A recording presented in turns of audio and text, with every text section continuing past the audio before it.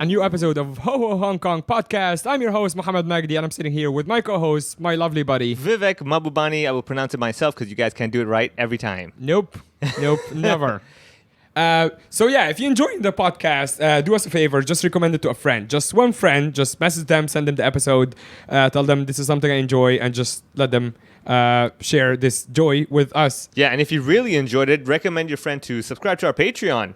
Wee. Yeah. You do it as well, but I mean, I know you're cheap. Yeah, It's okay. So yeah, way to incentivize people to subscribe to the Patreon. tell your friend that I'd subscribe, so actually, pressure. if you get a friend, let's just run a Ponzi scheme. Yeah. If you get your friend to subscribe, we'll send them a fake screenshot with the subscription, like, oh yeah, I'm totally subscribed too. I'll Photoshop a screenshot of your subscription confirmation with my page. face on it on a pyramid. Yeah, exactly. Yeah. We'll do something like that. Just do it. Message us. Also, leave us a review on iTunes or Spotify, whatever the platform is. How long have I known you for? 4 or 5 years? Well, you've known of me.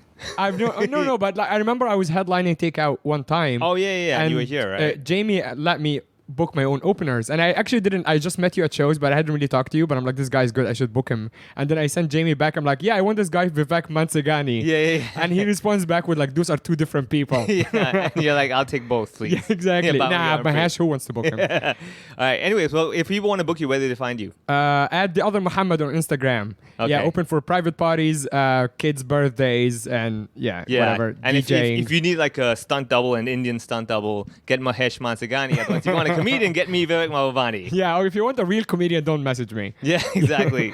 But speaking of comedians, man, it's not just the two of us who's going to be on the podcast today, right? Oh, yeah. We have a hilarious comedian. All the way. No, actually, we have my good buddy. You want to introduce yourself? I always introduce the guest. Let's do it this time differently. You just want to talk about yourself. Like, who are you? Yeah, who are you? Who are you and what do you do? My name is Simon Wilson, and I try and run interesting events in Hong Kong. Is that how do everyone describe oneself? Fair. Is it? Yeah. Well, you had an event. That's very modest. You have been running the biggest event in Hong Kong for the last year, pretty much.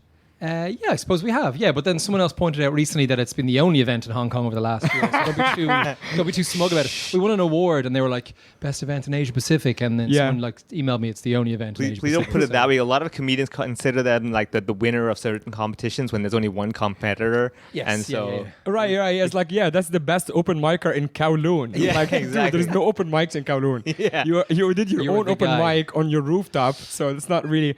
So Simon, you run the lawn and the grounds, which is something everyone in Hong Kong would know about. Hopefully.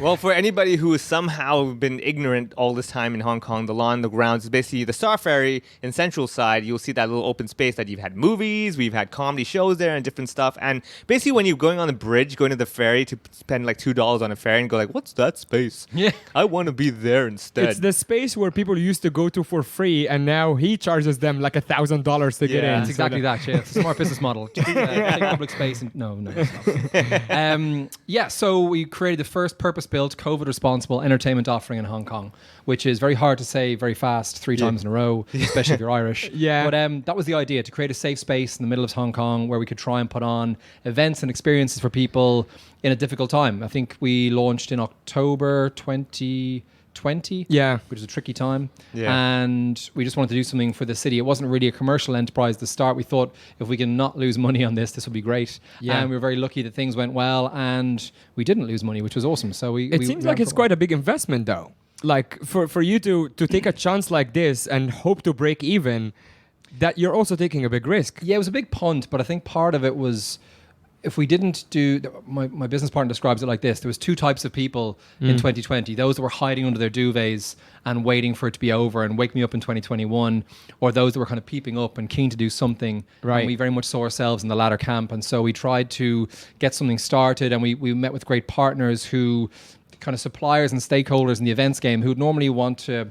The commercial model had been very different before. You pay big rental fees and rental charges, but this time we talked about an element of partnership, and the guy who rents the stage, the sound equipment, the screen, all that stuff, they hadn't worked in like 18 months. With obviously social unrest and then COVID, a lot of the big events in Hong Kong just hadn't happened. So we were very lucky to work with those guys, and they offered us just really reasonable, decent terms. Like we kind of said, we're going to do this. We want to. Remember this meeting, it was so cheesy, and the guy kind of laughed at me, and my colleagues laughed at me, and then they laugh at me all the time about it. I was saying we want to try and like shine a light for the events industry in Hong Kong, to say like we're going to do something, and we're going to try and like kind of set a good example and show that we can do events during COVID times, and if it goes well, we'll hopefully all generate more business and things will kind of improve for the events game. And they laughed at me, yeah. And then that sounds very cheesy. It sounds like you just finished reading like a Tony Robbins book, and you're like, that's a good thing to say at a pitch meeting. Yeah. That's what I mean. Like, it sounds really positive, where like everyone's going like, "You're an idiot. What's wrong?" You're like, "The power of now." Yeah, exactly. Do it now. I have the giant within. It's like just spouting like Simon Sinek phrases over and over again. There was a bit of that, but then if you don't have a crack, if you don't give it a go, what's going to happen? Nothing's going to happen. Did you guys have a certain plan for like the movies, the events, or the music, or were you just kind of winging it as you go? I'd love to say we had a very considered, strategic approach to what we did. No, we did. We had a notion in place when I first got involved in this company, or started this new company. I had this crazy ride before, and I like COVID wasn't kind to me. I lost my job. We kind of our wedding got cancelled. All these things happened, and I met the guy who operates the wheel, and he was like, "We have these ideas. We want to do some stuff. We're not really sure what it is, but we think we can do something. Do you want to come in and have a look?" And then we just started with the idea of let's create a safe space and go from there and see what we can do. Yeah. And the rules change so often, have changed so much, as you guys know as performers. Yeah. For live entertainment versus live music, and what's constituted as a performance, and all these things. It was a bit more grey at the start, so we just kind of tried what worked and just see what. Yeah. Until someone stops you, basically, you're like, what you're doing is that. Sort of, yeah. But we're in a very public space where we are, and we operate on public land. It's government land that we've leased, so we have to be almost wider than white in terms of restrictions and protocols and COVID responsible practices. But we started off with the idea of some movies, and we wanted to have some comedy. I talked to Andy way back when. Yeah. It was, I think, a tricky time for him when he was moving out of one thing into something else. And things were changing, so that didn't come off. But music, we wanted to stream some concerts. We wanted to put on some kind of live quiz show, entertainment type things. We tried some things, worked really, really well. Some things were not so successful. Some things were really good, but not commercially successful. Yeah. But luckily, we sold so many tickets to a Hugh Grant movie that we could afford to pay for other things, and that was great. So is that like licensing the movie? I want to officially thank Hugh Grant for financing the entire project of the grounds and underwriting the efforts. You license the movies. You get an agent to. I don't know. I torrent everything, so I'm not in the same sphere as you. I would like to clarify. I have nothing to do with Mohammed. Dude, this is like the smallest crime I admitted publicly. It's like, if they're gonna get me, they're gonna get me for worse shit. That would be so good, actually, if like you ended up actually playing a torrent. I know, yeah. They're like, I said I smuggled my dog before, and no one cared. Oh wow. I'm a comedian. They can't actually get me. I mean, I don't know. You actually have been a comedian more than me. Yeah. Like, what are the charges? Like, what is the legal? Like, if something you say on stage, can they get you for it? For like, did you aside from NSL Yeah, stuff? I was just gonna say, I was looking at you going like, Mohammed, what year are you still in? Like, No. But aside from the NSL stuff, there's stuff that is like, you can't talk about X and Y. If you're talking about like there is a famous comedian who talks about how he killed his helper or whatever. Like his Mohammed, don't talk about your set. I said famous comedian. But you know what I mean? Like, it's just people who exaggerate. Like, what is the legal? Usually, what you'll find with comedy, because like we don't exactly draw like thousands of people, right? So the thousands of people who get offended are not there at the show, so we can say whatever we want. And that's a smart move. You think I'm not marketing my show as well? I'm doing it on purpose. I think that's the perks of not being famous or successful. Is that no one cares. Small. I like that. Very smart. Yes. Exactly right. Yeah. The giant within. I'm like, shh, keep it down. Yeah. Okay. So then, although you had to do everything like the proper way, but did you get any complaints of people like, let's say on the bridge, going like, "What's going on? I don't like this."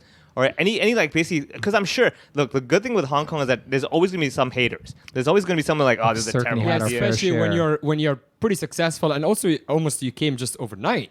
Like, as someone who lived here, I didn't know what was going on, and then I heard about the grounds, and I tried to book a ticket, and I couldn't get it for like months out. Yeah, that was a strange thing actually. We had this bizarre couple of weeks where, thankfully, touch wood, all these shows were selling out. There was this kind of momentum, and we were naturally excited about it, right? Like, sell out. And you kind of put tickets on sale on Wednesday, and they're gone by Wednesday evening, right? And then you have these complaints, and you're sort of, as someone who's worked in live events and experiences for a long time, and events that normally have like a big, like I've worked on food festivals that have like a capacity for 20,000 people. Like, you never sell 20,000 tickets. Like, so you always have space for more. But with this, was proper sold out, and people were people were pissed off. They were like, pissed off they couldn't get in. Yeah, that's what this you're is ridiculous. How can I not buy a ticket to see Hugh Grant in 4 weddings and a funeral? Like just so, and then like really, this is ridiculous. I went online just after I got the email. I couldn't buy a ticket. You see, and this is the thing about like English movies and stuff. This was the Chinese movie people like, why would I buy a ticket when I could be standing on the bridge to watch this for free? That's what true. the hell? we had a guy bring like a pop-up stool and put it in like the EVA which is outside the event. And Oh, there's man. trees in the way. He like sat down and opened his bag and took out his like popcorn and like went for it. I was That's like, amazing. That's exactly what happens with the Formula E when they close up the whole place. They gotta like seal all the bridges because I work at the Formula E and everything. And when I'm going to work, I'm like, I don't know, where am I right now? You've sealed everything. I don't know where my directions are. And you will have people like peeping through the little gaps, going like, yes, I they see a blocked car. it out. There was a canto pop singer did a concert at the Wheel before my time working in that area. Yeah, and Ronald. I think his name is Ronald. Yeah, I know. Ronald Cheng did one. I think it was Easton Chan. Easton. Okay, so yeah, probably, yeah. like a really big show, Yeah. and at the Wheel, it was for a small number of guests, and people were queuing all around the Wheel. They were queuing Right. all along the bridge. It was like the police were there. They were trying to shut it down because it wasn't safe because people were just turning up to try Was and that see the during thing for free. COVID? No, not during Oh. COVID. Now, if you want to queue like in COVID, you go to like a shopping mall and see a boy band, and Right. all bets are off. You can do what you want, right? Yeah. Yeah. Social distance in the mirror. I don't know what. It just doesn't Yeah. it doesn't work. Yeah. Right. But yeah, selling out tickets and it going really well, and people weren't happy, and it was kind of crazy. Yeah. It was a strange. But what about problem to what have. about the movie choice? Didn't you have a lot of debate with that one? I'm sure there were like people saying. Yeah, that I one. saw you have Star Wars. I'm like, Yeah. Such a crowd pleaser. You know what's funny? There's so many restrictions on what you can and can't show. So first of all, you can't show anything that's R-rated or 3A or 3B. I whatever was it is. waiting for the porn movie. That's I've had many requests actually. I know. Bizarrely. They were all me. Shows the caliber of my friends and or company I keep. I think 2B, right? You can't. I think you were allowed to 2A, but not 2B. Then We could do category. some 2B movies. It depends. They watch the movie. The process seems very typically Hong Kong, I suppose. You have to submit a DVD on a disc, not a It's thumb so drive. Hong I can't Kong. send you a link. I have to Yeah. drop off a physical DVD in a Yeah. case to Who your has office. a DVD player? The Or government. in your the government have the computer? only ones left. Okay. That's all they have. Yeah, Like, they collected them all from like Sam Shui Po and like one time. So there's a company that we could license content from, and they say, "Oh, we have this new online digital download. It's like a Netflix on the back end, and you can log in, and they can approve them all that way." And they were like, "No, cannot. Need a DVD. Drop it off to the office 14 days before you want to show it." Do you have to Yeah. have like the subtitles and the plot and everything? Have to have the subtitles and the Yeah. synopsis and the official version, and that's worked out perfectly well. Apart from the time we tried to show Slumdog Millionaire, and that just really did not work out because What's up with that? Like 2/3 of the film is in Hindi, I think, and the subtitles were in Cantonese. Yeah. So there was uproar from the expats, like, "What is this? Why is there no subtitles It's a in great English?" movie. It's a great That's a movie. good movie, yeah. But it did spoil. I mean, we just didn't think it all the way through. To be fair, it was kind Yeah. of. Yeah, that was annoying. That was really annoying. But other than that, yeah, subtitles is a big thing, and we have to have like a backup DVD. So you're buying 2 copies of the DVD.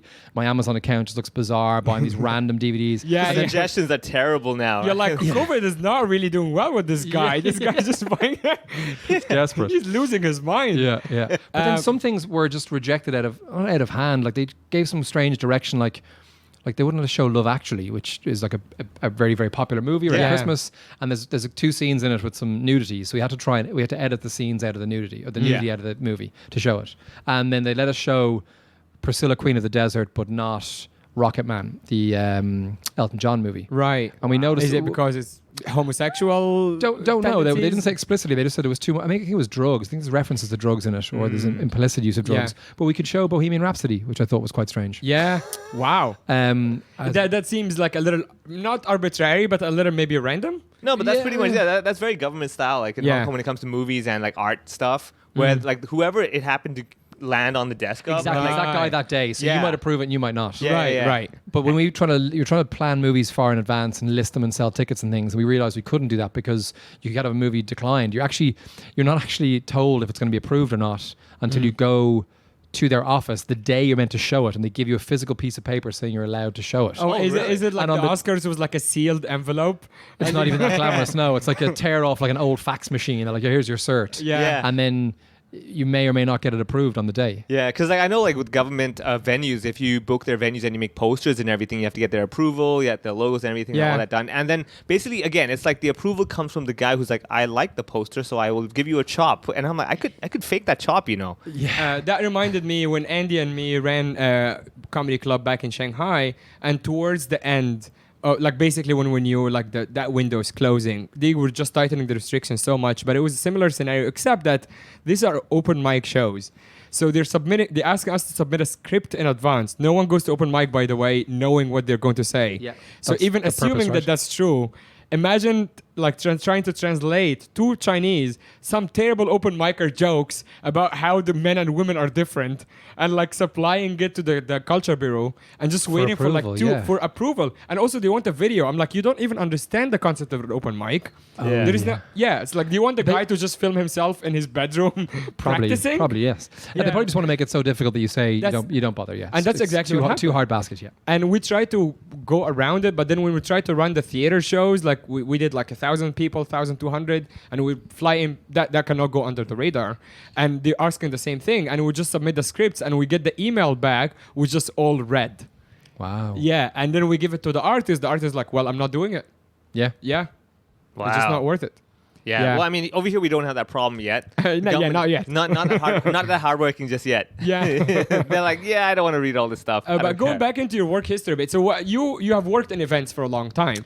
Yes, yeah. I worked in events as far back as high school. I was the guy who organized the kind of school disco or the graduation or like the Was there any particular reason you liked organizing events? Were you just like the kid who wanted to be famous and popular, and you're like, I'll make my own party? yeah, no one came to my party. Yeah, exactly. No, I think I've always been interested in like business and how things work. I'm the kind of guy who goes into the restaurant and counts the seats and is like, oh, wait, how many covers and what's going on. That's why sitting in this room, I'm like, how is he commercializing this space? This is strange. So I just thought there was an opportunity when you're a kid. Like, how else do you book the venue for this much and then you charge this much and there's a difference in the two and you do okay. And that's why you're so good in Asia, because that's Asian mentality, right? Over there. Like, how the hell is this guy making money and I'm not? Like, what's going on? Exactly that. Yeah. So yeah, I organised like school discos and things. And that was back in Ireland. Back in Ireland, in Dublin, yeah. I'm from Okay. Dublin originally. Yeah. And organised it in school, and then I went to university, and Where did you go to university? I went to UCD, University College Dublin, in Belfield in Dublin. Loved it there. It was great. And then I actually ended up, I got elected as auditor of the Commerce and Economics Society, which sounds very fancy and Ooh, prestigious. yeah. Once upon a time, I think it was like this former Taoiseach, which is like our prime minister, was like auditor of the society. It was like a big deal. Yeah. But by the time I got there, it just descended into like all these Van Wilder wannabes, like causing carnage and organising parties. So Right, yeah. there was an element of like some sort of debating society you meant to do, and like also some careers advice, but mostly we just organised prestigious events like the Commerce Bowl or the Beach Bowl or Rappers and Slappers, which is a very colourful one. Why couldn't we have that at the lawn? Rappers and slappers. Oh, yeah. I That feel like would I've matured since my university days. We know a lot of immature people that Yeah, can make true it enough. successful for you. Yeah, you'd have 10 comedians show up like, who do I slap? Yeah. Oh, so you're not familiar with the concept of a slapper, no? I don't actually know. Okay, sorry. So like a slapper is like a euphemism or an Irish or British slang word for like a girl who dresses provocatively, or kind of like I don't know, crass and say like a slut, like a slapper is sort of like a slutty sort of a Right. girl. Oh, so like my ex-girlfriend. Okay. I Yeah. understand. Yeah. There you go. Yeah. So it's hilarious. In college, you start off and like the You know first she's year. on Patreon, right? Yeah. And that's why I want her to hear this. Pay up. Save that one for the end until the whole story. Yeah. Yeah, right. But sorry, in college in the first year, it's like rappers and slappers. So like guys dress like in their rapper gear and then they're really clever, and then girls dress very provocatively because that's what I think. Please like tell to me do. it's a bunch of Irish dudes in blackface. No, there wasn't that. God thankfully, damn no. it. Ink There was wasn't. expensive. Funny guys though came like in black bin liners, and they had MARS on it, and they wanted to be sweet rappers or like candy bar rappers, and that I did laugh at. But no, it was mostly white guys who listened to too much rap music dressing like Yeah. black Did, guys. they, did That they was- bleep out the N word, or did they just No, they just roll? lean into that stuff. What's that Chris Rock said? He's like, just go for it. Yeah. No, but I noticed the progression as people matured over time. Like the first year college girls, and then when we're leaving college, the girls were like, "Yeah, I'm not dressing up like that," and they dress as rappers, and they just weren't having it. They just Yeah. decided, I'm over this now. Oh my god. Wow. But that okay. was fun. Yeah. So organizing parties in college. How old were you at the time? 20. Wow. 20 years Okay. old. Yeah. And it was fun. So I had a year off from studies, and you kind of get you raise all this corporate sponsorship. So like very prestigious accountancy firms or legal firms sponsor Yeah. you because they want to recruit from the group of students. So you've got a budget to play with. So it was like being sponsored or kind of being in college but having no classes to do, just organizing events. Yeah. which is really fun. Yeah, for a young guy especially, you're like, oh shit, I get to skip classes and just hang out with rich people. Exactly that. And Well, they give, yeah. yeah, exactly. Well, it was just a great time. Yeah, and to be able to do fun stuff. You had a budget to create fun stuff. stuff. So Yeah. like we did stupid things. Like I actually got like a fleet of golf carts and covered them in like pink and blue like wrap, and then drove them around campus because we thought we were like, it was the time the Van Wilder movie was out. Yeah. And we thought we were really clever. And like campus security would like chase you in the golf carts in these like 4x4s, and they're obviously much faster than you are. But then you could just go down the ramps and not care because it wasn't your, it was Yeah, your golf you cart. don't And care it about was, the like, property, yeah. evade campus Nice. security. So we did fun stuff like that, and then Right. organizing like just different parties, but just kind of you had a budget to spend on doing fun, cool stuff, so students had a good time. Was there any event that stood out, like that went really bad? Or like the investors or whatever got like upset for you, like how stupid the idea was? We organised a party to go down to the west coast of Ireland. It's very famous for surfing, a place called Lahinch, and it was like the first year surf trip. So part of the college thing, it's maybe like a frat in the US. You have to like give back and show that you're invested in the college life. So we organised a trip for first years or freshers to go to this surf village, and we booked all these holiday homes, and we basically just like gave them all free beer and stuff, and these were like 17 18-year-old kids, Oh, yeah.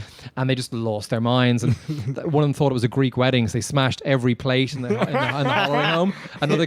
Some guy had this like weird mattress fetish, so he ran around all the holiday homes. There might be 20 in a little village, Yeah. and he was like pushing all the mattresses out the window.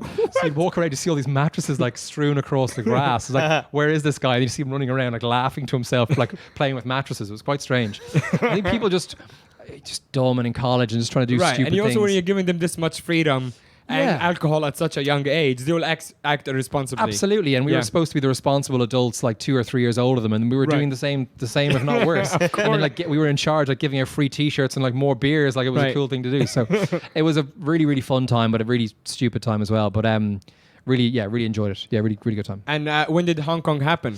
I went from uni, I worked in F&B, and then I ended up in Australia. I did 5 years in Australia. I meant to go for like 5 weeks, and I ended up staying for 5 years. Oh. That was cool. What was Did the you just reason? think Ireland is not white enough? Yeah. Yeah, I was like, No, I thought my fair ginger skin, where should I go? Where the hole in the ozone layer is. Exactly. Yeah, get some more sun. yeah.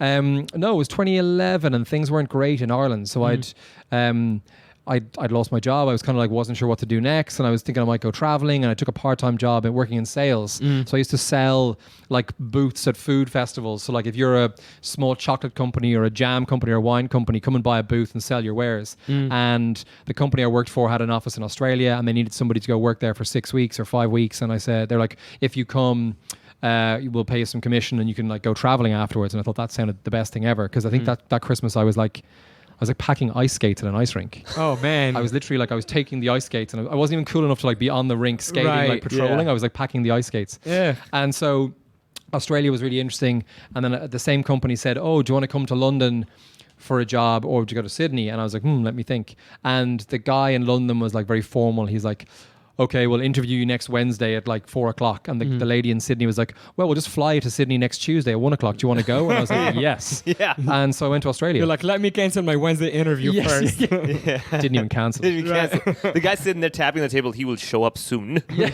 He's still waiting. He's still waiting. I ended up actually working with him later on. Oh, did you? Yeah, yeah. We didn't get on. Did you phone me? Yeah, I was like, did you phone me out? Shocker. Yeah. He's like, weren't you the person who stood me up? You're Yes. like, that didn't For the sound interview. right. Yeah. But went to Oz and didn't take it too seriously. Just had a good time in Sydney. A lot of Irish out there at the time. But it was very student-esque. People were kind of living like they were kind of backpacking, but sort of working. Yeah. There's a lot of, I mean, I see that here too. Before the lockdown and everything, there's a lot of people who live here, but they act like they're just tourists. Yeah, I think a lot of people I think in F&B, I find that because it's a bit transient. You come for a Yeah. period of time, you got a holiday Yeah, Shanghai visa. is like that big time. Yeah, Big time. And You it's see harder that to get a too. permanent visa and to plant roots, and because the cost of living here, it's hard to Yeah. see yourself maybe here forever unless you do a certain type of a job. So maybe it's for a good time, not a long time. Right. It's cool to have on the CV if you work in that F&B space. Yeah. So say I worked in this restaurant in Hong Kong. Yeah. It works really well. So, Sydney was like that, and a lot of Irish people, and I didn't particularly like hanging out with all the Irish people, if I'm honest. It was the first day I arrived in Sydney, I went to go buy like towels in Target and like bed sheets, because I was staying on someone's couch. So I thought bed sheets would make it much fancier. And I walked through and I saw these two Irish girls wearing, we have two traditional games in Ireland. One's Gaelic football and one is hurling. Which are very unique sports to Ireland, like Aussie Yeah. rules football or something Is like it that. like curling, but you throw it at each other? No, it's actually extremely. It's like lacrosse, but like way more hardcore and no pads. Wow. Yeah. Okay. Oh, wow. When you're a kid and you play hurling, they teach you to run towards the guy swinging the bat. That's how To crazy be honest, it if is. I had to make up an Irish game, that's probably what I would make up. Yeah, that does sound very Irish, right? Yeah. And It's incredibly skilled, and I never ever played it as a kid. Mm. But these two girls I saw were wearing the full like jersey and shorts and socks of their local county team from like Ireland, Right. and carrying hurls, walking through Bondi Junction, and I was like, I've flown to the other side of the world. Yeah, And what I've was got the point? two. With a word for a person who's not from Dublin in Ireland, it's called a culchie. Like you're not from like the capital city or a culchie. I was like, Yeah. there's two culchies knocking around Sydney, and I flew all this way, and this is what I got into. Right. Did you actually say that out loud around them? Bloody culchies. Yeah, Go on home. No, I didn't know. They were holding sticks. I was scared of them. Oh, yeah, It true. was a big hurly You back. also you they're talk- Irish women. You're scared of them Yeah. anyway. Yes, yeah, true enough. Yeah, as yeah. much as you were taught to run towards them, you're like, nah, not here. Not today. Not today. Not now.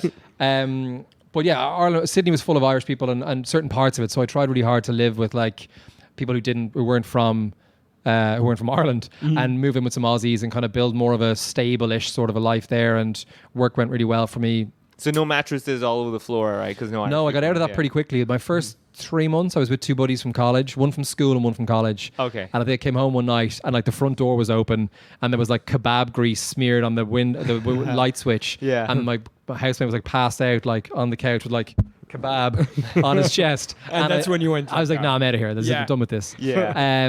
So yeah, I got over that pretty quickly and tried to move in with some people and kind of establish a bit of a life. But Sydney's a strange place. It's not as welcoming as Hong Kong. I think Hong Kong is a very open, warm, inclusive place. Yeah. In certain maybe circles, like maybe expat circles. Sure. But Sydney was not. It was like, oh, you're not from Sydney. Well, sorry, don't really want to know. Or that's, Yeah. I already have enough friends from Sydney. So see you True. later. Yeah, I think over here people are happy to play with you as long as you're willing to have that mentality. Like over here, people work really hard and like we kind of enjoy that craziness where we have tight deadlines and everything just like all a mess, but somehow we make it work. I think if you're willing to play that game, people are like, yeah, you're one of us. Let's go nuts. Let's go do something big. Otherwise, like I guess in Sydney, even when I was there, like the vibe was there was a bit like I'll work, but till 5 and don't talk to me. Oh yeah. Or they do summer hours. Yeah. So they finish at 3. Yeah. But they start at, like get up early. So I used to love Sydney. Like get up at 5, go to the gym, have your breakfast, go to work, and then you could finish at 3 in the summer and hit the beach. Not that I could with my complexion, different to you chaps. And so it was harder to enjoy the outdoor stuff in that way. But the quality of life in Sydney is awesome. It's just too far from home for me. I always felt it was very far away from Ireland, and 2 flights. I remember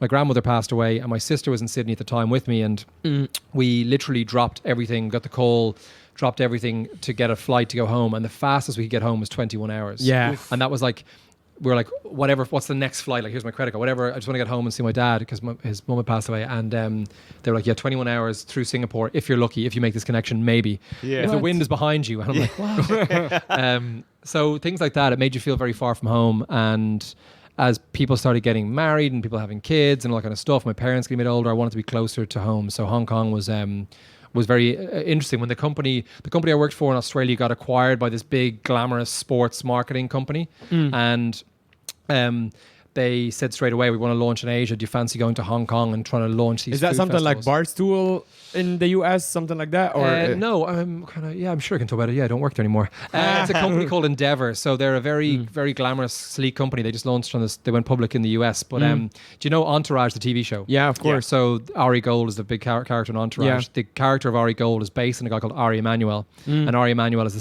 CEO of Endeavor. Oh wow. Oh, So wow. the story from the it's really cool. The story from the TV show is like he's in this big agency and he gets kicked out and he starts his own small agency and they buy the big agency and then Yeah. he goes around with a paintball gun and he's like, I'm back. Yeah. It's sort of that story. This guy Ari was in a big agency. They got rid of him. He started his own company and then they ended up buying this bigger agency and it's like David buying Goliath. Yeah. And then they bought IMG, which is big sports media business, which was like Yeah, it's huge. Yeah, massive. Yeah. Yeah. So you know Jerry Maguire, the movie. Yeah. Yes. This is always the way I tell the story. It's the two movie things. So the movie Jerry Maguire is loosely based on the culture of IMG, that kind of show me the money, sports marketing, media, sponsorship, agent environment. That was where IMG started. The guy was like Arnold Palmer's agent, the golfer. And so in the movie, the guy who fires Jerry Maguire is a guy called Bob Sugar in the movie. And he's based on a guy called Bob Kane, who is the CEO of IMG.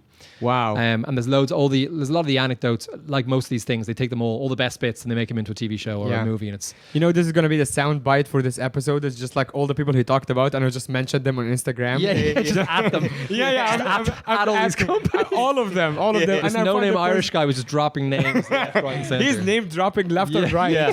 What I'm curious, like, did you show Jerry Maguire at the lawn? Did you show that movie? No, I didn't. You should have shown all these classic lining movies. it up for the grounds actually for the next season. I think it'd be a great movie. People really like it. Oh, Nice. definitely. But you have to cut some scenes. I know there's some scenes definitely will not be is able there to some fly. Rudy nudies? Yeah, Okay. there's some of those. Yeah. Yeah, but that's okay. People will be happy when you say, "Show me the money." They're like, "That's good English." Yeah. I definitely want to learn that line. Say Yeah. it again. I can do that. That's very, very relatable in Hong Kong. Yes. Yeah. So yeah. you the moved money. here with them. Yeah, moved here with them. Yeah, they bought this company that I worked for. I used to run food festivals, so a thing called Taste of Hong Kong or Taste of Sydney or Taste of Dublin I worked on.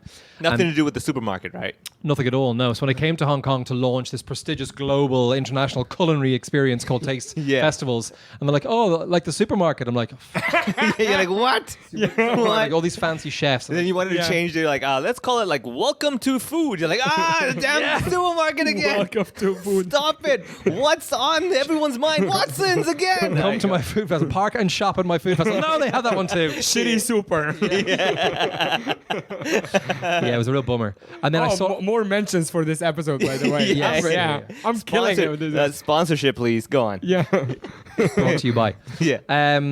But yeah, Food Festival came here with that to launch Yeah. that, and it was awesome. I got to move to Hong Kong on someone else's dime, pretty much, and Right. try and launch a food event, which I did, which is tough in Hong So Kong. which year was that? 2015, I moved. I think Okay, the that's first one right, was yeah. 16. Okay. That was a pretty active time. Like events were like 2015, 16. That was pre-Formula E as well. Then. Just before Formula E, Yeah, Cirque du yeah. Soleil just been in. I think Cavalier was here. Yeah. Um, That was big, man. There was a lot of stuff happening. I remember that was the time when they had the underbelly or something. Udderbelly was here, yeah. So Yeah. the guys with the carnival did Udderbelly. Yeah.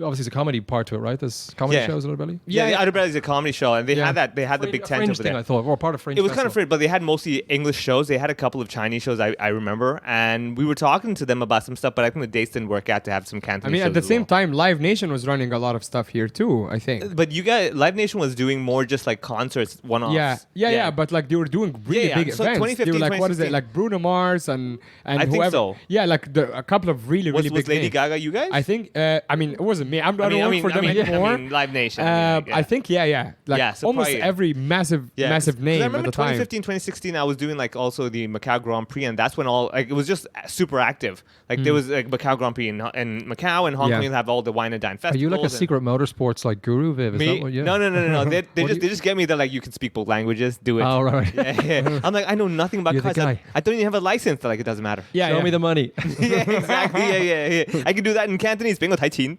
Nice. All right. Yeah. So 2015. That's a very good time actually for events in Hong Kong. Yeah, it was awesome. Yeah, I turned up and the company had just been acquired and they were so keen to get something happening in Hong Kong and kind of plant the flag for food festivals in this part of the world. So my first 6 months in Hong Kong were like pretty awesome. I basically got paid to eat and drink. It was ridiculous. Is that how you got involved with MasterChef as well? The MasterChef one came in Australia. So the guy I used to work for, the guy who sold the company to IMG, a guy called Chris Hughes, who I love dearly and was a great mentor and ridiculous character, but still someone I stay in touch with. Right. This guy, he's the guy. He always tells this story at corporate events. He's the guy at school who organized events because no one would invite them to the events. Oh. He's the guy who used to organize the Battle of the Bands because he wanted to be in a band but wasn't, Yeah. so he'd be the roadie or whatever. He was that Right. guy. He was the That's nerdy, so smart. the nerdy, ugly, spotty guy. He called himself, or the fat guy. Yeah. He- But you gotta get his approval to be on his show. He's like, I will not approve this band. You're too handsome. Get Yes, on. exactly that. Yeah. And he's very what's the word? Not self-effacing, like basically slagging himself off the whole time. But he's self-deprecating. That's it. Yeah, So okay. Chris, he used to have these crazy ideas for shows. Before my time, he did things like he came up with the taste concept, which is very successful, and he did quite well of it when he sold it. He had an event called like the House of Steve. And it was like the Carlsberg campaign, like Carlsberg don't do this, but if they did, it'd be the best thing in the world. Yeah, right. yeah. He wanted to think of like Carl's, or if you had this ultimate like lads' day out in the pub, what would it be? So you get into the pub and like the football's on, and there's like the football commentator sitting beside you, and you're like having a chat with the pundits, Right? Yeah, and then like Robbie Williams comes on this like the pub microphone and like sings open mic, and like all these things, like an amazing day out. I think it was a bit before its time in terms of an event, but he just wanted to do really cool. That sounds amazing, by the way. Yeah, he just wanted to do really cool stuff. We had these lines, like it was a very small company with not a lot of resource, but everyone was really into it, very passionate. And he used to, when he was such a good speaker, and still is a great public speaker, but he'd talk about doing cool events and cool experiences. And he was like, exhibitions are like rows of people bored in a stand, talking to rows of people who are bored outside the stand. They have nothing fun or passionate about it. We want to do things where people get excited to come along and have their best day out. If you were into cooking, you go to MasterChef. If you're into cars, you come to Top Gear. If you loved eating and drinking at restaurants, you come to Taste. And that was kind of, it was all about passion points. He always talked with passion about the events that we did, and I always appreciated that and liked it, and it was kind of part of the fun of working there. So working for a small company and for a crazy boss was really fun. Speaking of passion, I mean, if you're loving this podcast, patreon.com/hohopod. Oh, yeah. Great segue. Yeah, because sponsorship. I just wanted to get into that point as well. Key, I like that. Yep. All right, go on. So those projects are what you were doing like in Australia, you were saying, right? Yeah, so this guy had this business where he somehow befriended Jeremy Clarkson. Right, so that's when we were in meetings describing the story, like, oh yeah, so our CEO like befriended Jeremy Clarkson, and he met him out at a charity party or something, and kind of became friends with him. And he had this idea of like, Top Gear is great and everybody loves it. It's a global phenomenon in motorsport. How do we make it a live experience? What about a circus for cars, where you go along and you watch cars driving around? The Stig is there, and there's all these amazing supercars, and we could have the guys tour the world and do these like stadium shows of Top Gear, and that was kind of his idea.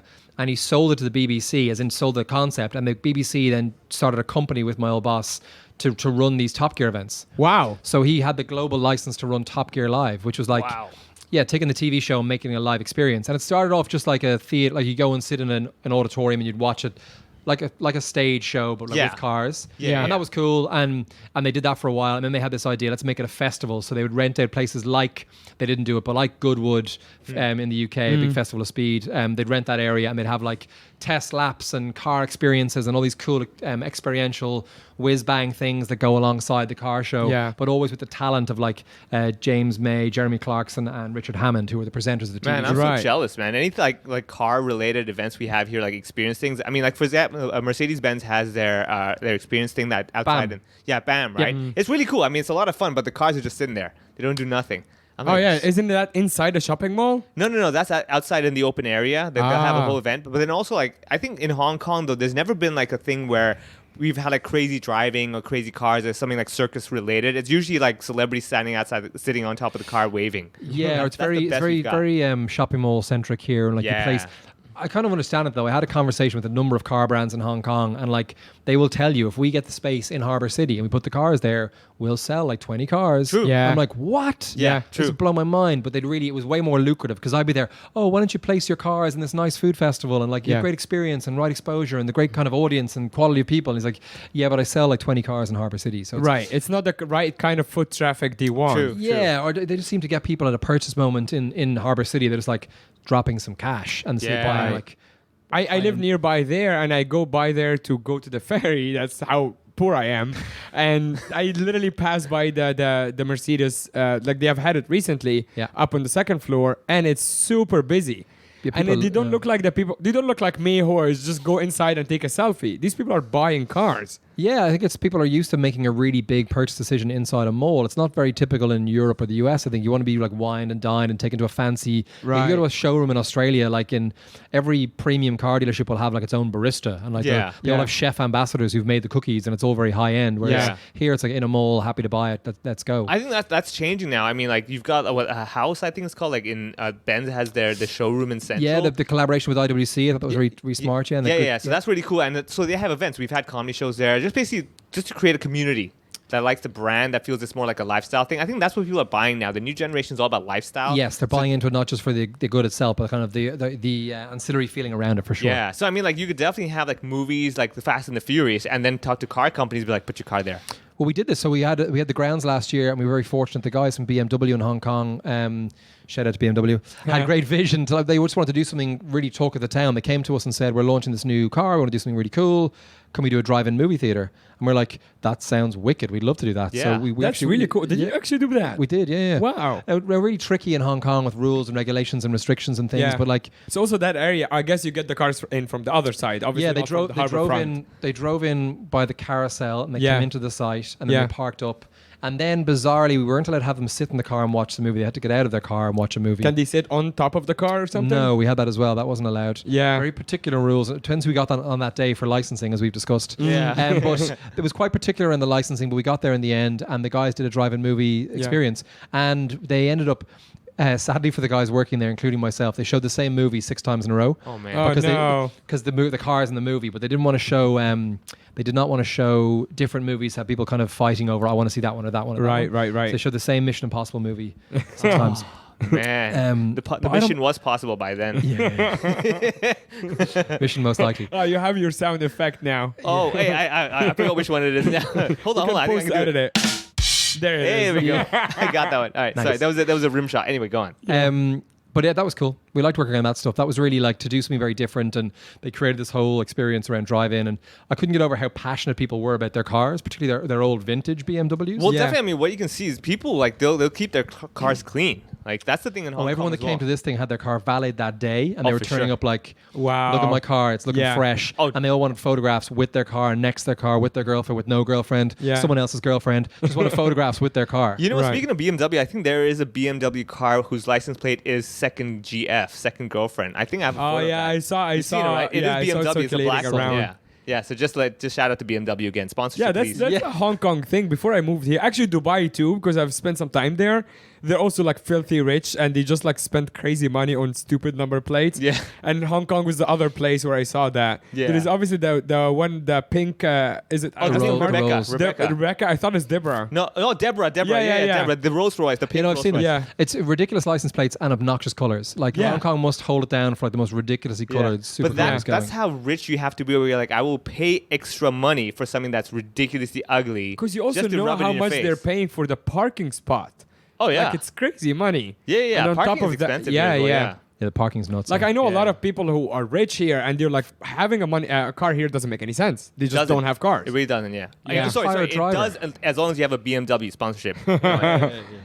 Yeah. It's true. They did the math, and it's actually cheaper just to take a taxi everywhere you go. Or even an Uber if you can afford it. Yeah, just yeah. have an Uber everywhere, and Yeah. so, like you basically have your own driver. Yeah, but I think it's also the convenience and also it's just a status as well. Like, I have a lot of friends who basically like having a car was a point in their life where it's like having a house. Right. You know, where you kind of like, I made it. I can afford, and well, I have a car, not afford it, but I have a car. Yeah. So I think there's that as well. I said mentality. So that's why the shopping mall thing is like, you know, if I want to go today, I want to treat myself. Oh, get us ice cream. No, I will get a car. Oh, okay. Okay. Then. Nice. Yeah, so that's how it is over here very often. So otherwise, events-wise though, is there anything like coming up that like you're excited about? So yeah, right now we're recording between the time of the launch. Actually, let's talk a little bit about how we got to work together. Yeah, Because as you said, Grounds, like right? Yeah. because when you opened the grounds the first time, you wanted to have different events, and then you reached out. I think we were at the time.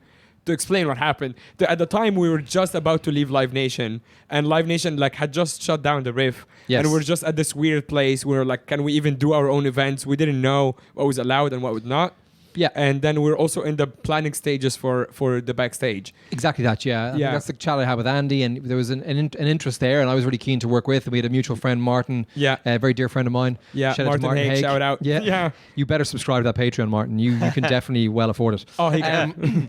But so we're keen to do something, and then it didn't come off. So we did the grounds for, I think, 85 days, Yeah. plus 75 days closed, so about 150 days. And then we closed the grounds. We had this new idea for the Lawn Club.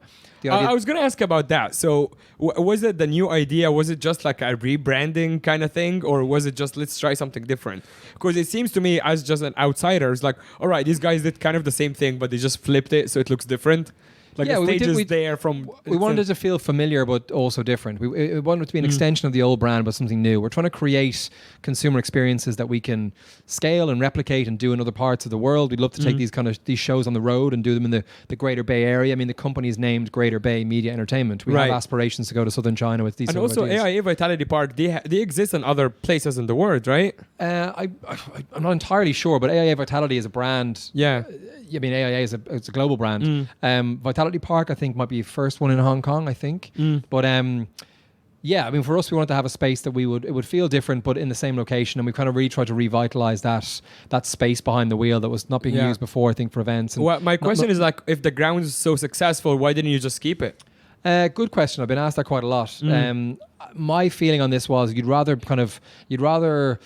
be missed and come back rather than outstay your welcome. Yeah. So, I mean, I like the idea of creating annual, repeatable, scalable events. So we'd like to do the grounds every year at a time that people want to have it back. They look forward to it. When I lived in Australia, there was a very definitive time of the year, and Hong Kong has that too. Like, you know, when Art Month comes around, like the big tent goes up on the harbour front, stuff is happening in the exhibition centre. It's March, that's the vibe, and you look forward to that time of the year. Yeah. And then later in the year, November is like Clock and Flap and Wine and Dine, and kind of those big events mark the calendar. Formula E when it was here. Yeah. So it's we wanted to have that sense that the grounds was of a place, and we like kind of that end of the year, that Q4, October, November, December is our prime time. So we wanted to keep that. So I also didn't want to do the grounds and keep doing it into a point where like it just kind of fizzled. You'd rather kind of leave on a high. So, I mean, we haven't reinvented the wheel with the grounds. We just tried to do something very simply and Insert effectively. wheel pun there. Yes. that I'm too tired to make. There you go. There you go. It's a great one. I should make You know that who one. has wheels? BMW. They do. Jeff, And This they all- episode is not sponsored by BMW, Yet. but please Yet. send that. Yeah. Yes. So that's the thing is like I remember I did the big sleep out there one time when it was the grounds I believe, and I remember when I came to the lawn club thing that you had moved the stage basically from north side to basically west side. I mean, why the move? This it was like a feng shui master told you that's more lucky or I something. would love to say there was some sort of You also put consideration. trusses up. Yeah, we did. No, so the grounds was a very different piece, and we had the big screen, and it was more focused on the on-screen experience. For the lawn club, we wanted to be less about sitting in one place and watching a screen. We wanted you to move around the space. Yeah. Actually, it's not really geared as well as the grounds to comedy, which I think I Yeah. said to you at the time. Yeah. It just happened to be that time of the year. But Yeah. no, the idea with the lawn club was you could move around, play some games, play some croquet or some bocce or cornhole, whatever it was, Yeah. and then go back to your space, but still be socially distanced, still be safe. The whole idea was thinking of experiences you could do for a large number of people, but in a safe way. Right. And so it's very, very hard to do. It seems very simplistic, but it's actually quite challenging. So It is like even for us, just as an outside producer, it's still like quite a lot of work to just navigate the space. I can imagine you guys every time putting on a new show, dealing with a new set of challenges, right? yes, absolutely. Yeah. And that's, we tried to have a blueprint. That's where the framework worked and people were used to it. We have pods, as we call them. You've got a pod of 4 people. People are like, well, I can sit as 6 in a restaurant now. Why is it still 4?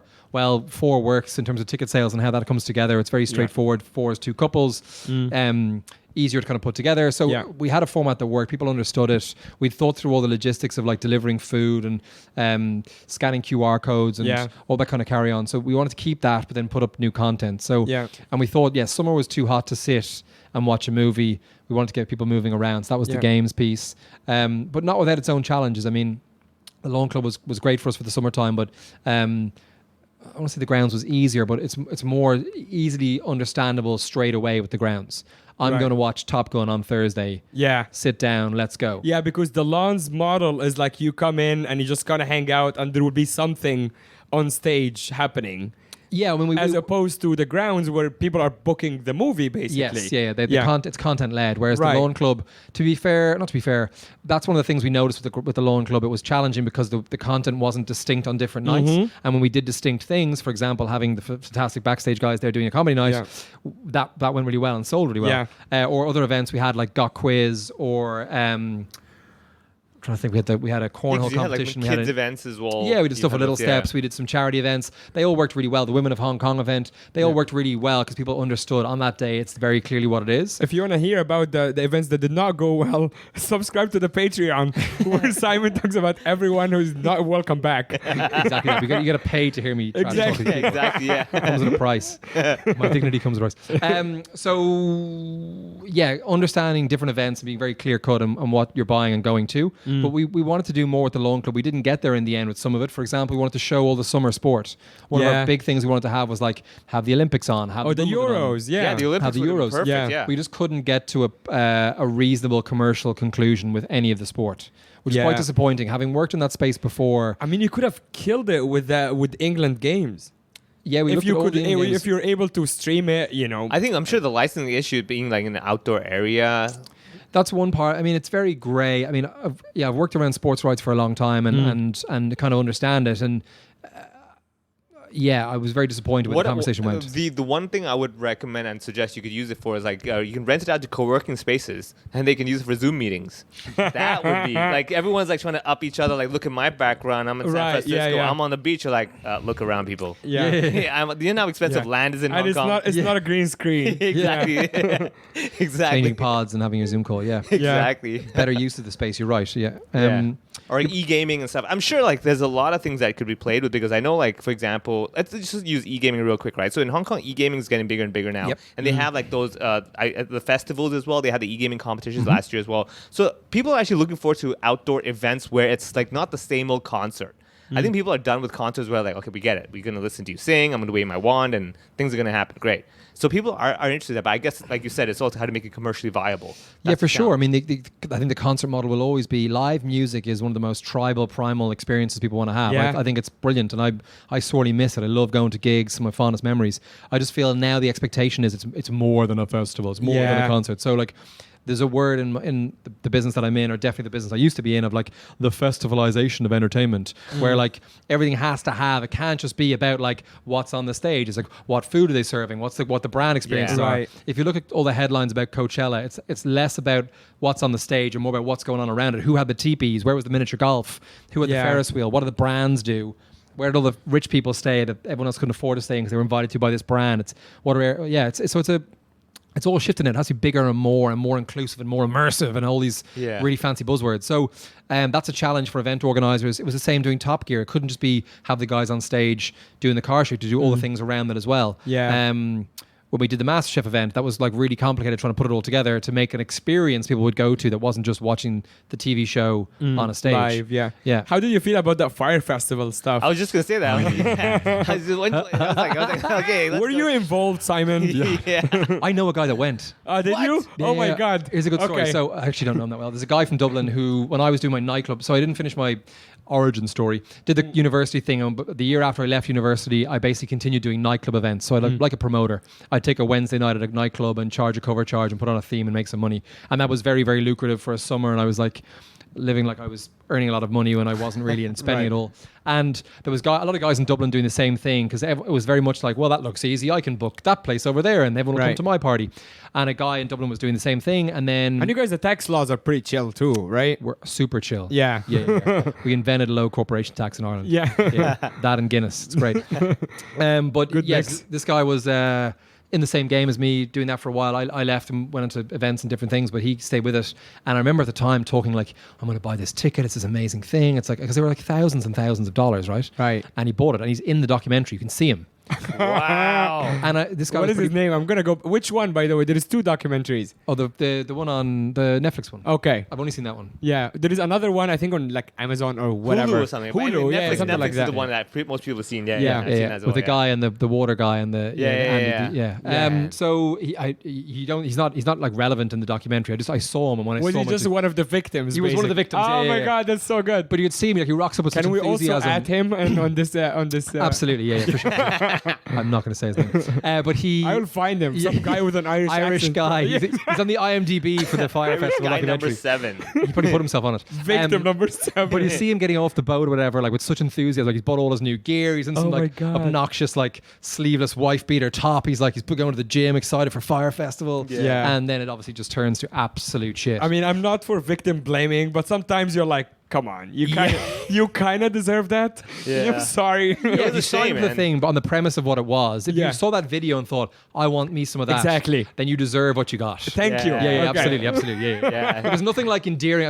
There's not a spiritual awakening. I'm not going to see something like, it's not like Burning Man where I know Yeah. that's now got to a point now where it's lost very its luster. commercial, But yeah. before I was like, I'm really going to this thing 'cause I've heard it's like, this Yeah. was people going, I want to go and get these Instagram photos so all my friends are jealous Yeah. as. Yeah. That's why I want to go Yeah. there. Yeah. So did you talk to him afterwards? No, I haven't. No, I'm Ah, not, okay. I'm not in touch with him as such, but I Can saw you him just on the TV imagine? show. Poor guy shows up. He's like, there aren't even rappers or clappers. Yeah, slappers. Yeah, I thought it's Great slappers. reference, though, Oh, great it's reference. slappers. Yeah, Yes, yeah. yeah. Okay.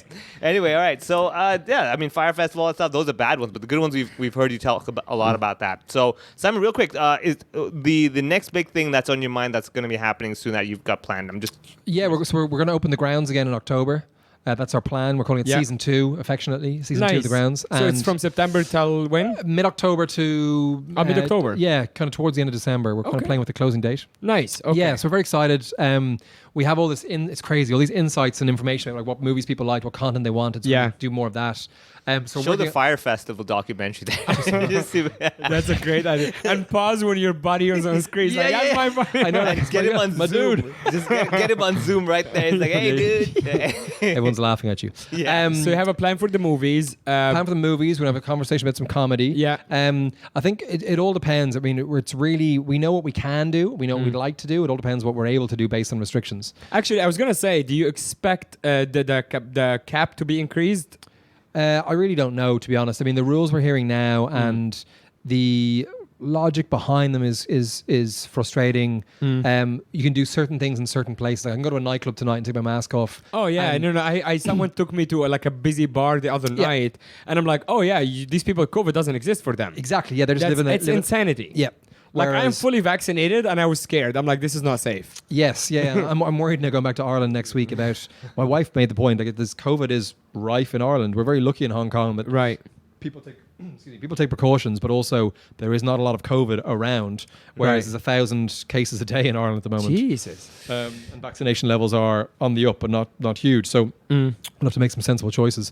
But yeah, so it's hard with the restrictions. I mean, we do what we can within the restrictions that we have, but we're Yeah. also realizing we're in a very visible place where we are on the harbour Yeah. front. We're in a very obvious place, a lot of eyeballs, and Yeah. we've tried from the start to we want to set a good example. I mean, when I went back to go back to the idea that the cheesy shining the light story, we Right. wanted to set a good example for people and say you can do things safely. Yeah. We do have rules. We've been fortunate the last while. When we first opened the grounds, I would literally walk around to people and say, "Get back in your pod." Yeah. Get back in your pod Yeah. and put your mask on. And Yeah. we've relaxed that a bit now. We try to be a bit more. People kind of get it, and they Yeah. understand not to. I am that guy at the comedy shows when people like start talking. You'll see like a tap on the shoulder. I'm like, stop talking. Yeah. There is a show going on. Silence. We need to get Only laughter. yeah. exactly. Yeah, that wasn't laughter. Shut up. Yeah. But yeah, I don't know what way it's going to go. And some of the rules, understandably, are.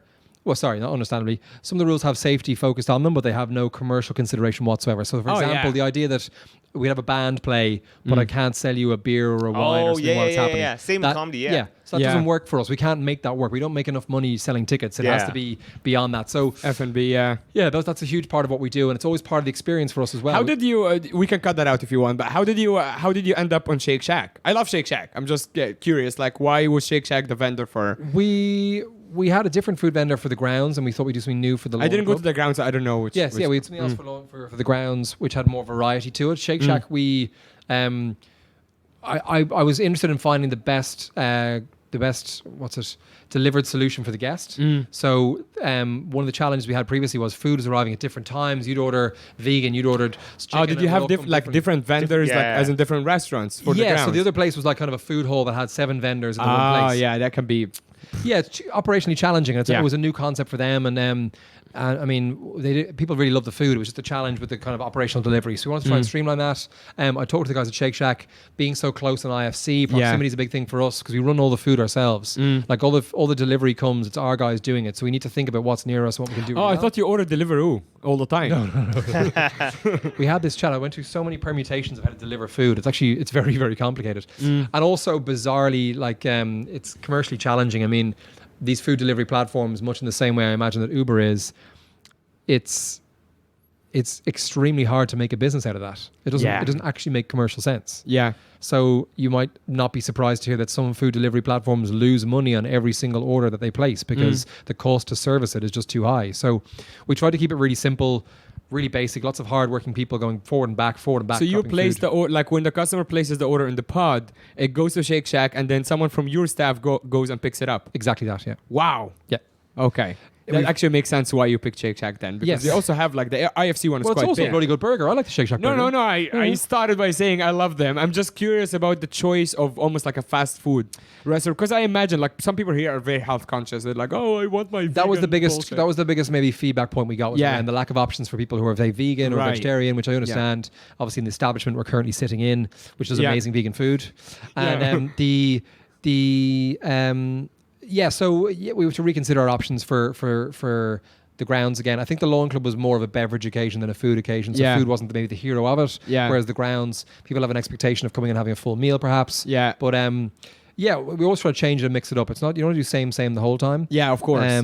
But we also have to consider what we can do very well. We'll try and do very well where we're based, what we're doing.